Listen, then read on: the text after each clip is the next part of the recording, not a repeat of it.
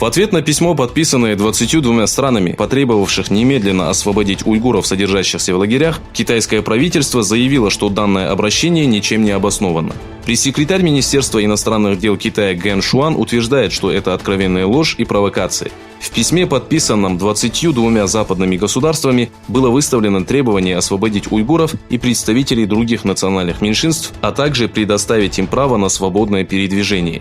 В связи с данной ситуацией глава информационного центра Восточного Туркестана Абдуджалил Каракаш сделал следующее заявление.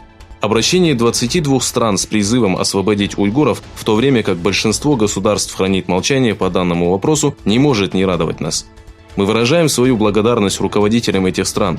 Сегодня настало время объединения и борьбы против бесчеловечного обращения Китая с народом Восточного Туркестана.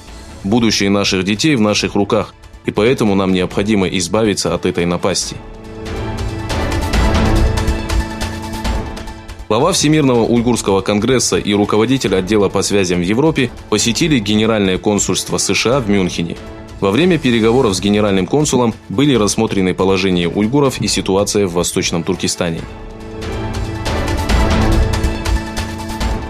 Президент США и премьер-министр Израиля обсудили вопрос ядерной программы Ирана.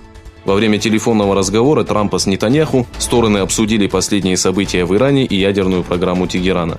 Напомним, что США выступили с жесткой критикой в адрес Ирана после того, как руководство страны объявило о планах превысить лимит по добыче урана. Военный переходный совет Судана сообщил о предотвращении очередной попытки переворота. Глава Комитета по безопасности и обороне при военном совете генерал Джемаль Омер объявил по государственному телевидению о предотвращении попытки переворота, организаторами которой были действующие и отставные чины из вооруженных сил и спецслужб. Задержаны командир, руководивший переворотом, а также 12 офицеров и 4 сержанта. После появления сообщения о том, что иранские корабли попытались остановить британский нефтяной танкер в Персидском заливе, ООН предупредила, что возможный кризис в регионе приведет к неисправимым последствиям.